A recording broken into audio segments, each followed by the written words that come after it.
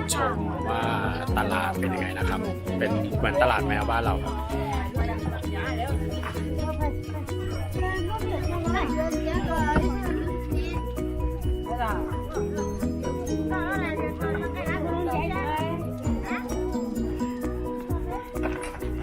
น้องๆเล่นหมากเก็บ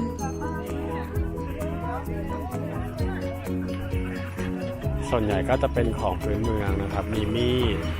นะครับมีผลไม้ช่วงนี้ก็จะเป็นลูกท้อเป็นลูกเหมยครับผมได้ครับ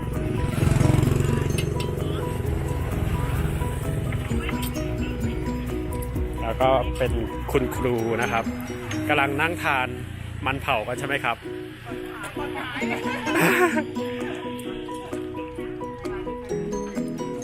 ถ่ายรูปให้คุณครูหน่อยครับจะเป็นของพื้นเมืองมีพวกเห็ดนะครับแล้วก็เป็นผ้าพื้นเมืองครับบริเวณตลาดตรงนี้นะครับจะอยู่สองข้างทางเลยนะครับแล้วน้ำตกจะอยู่ทางด้านนู้นนะครับ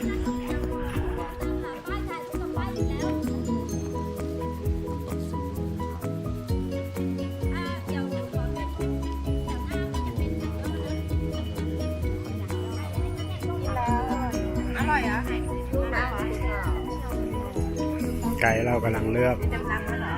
ลูกบวยสด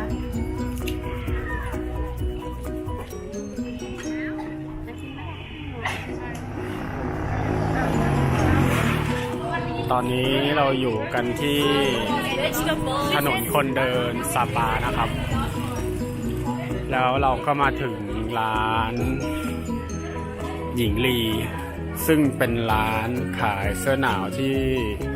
โด่งดังในซาปาครับ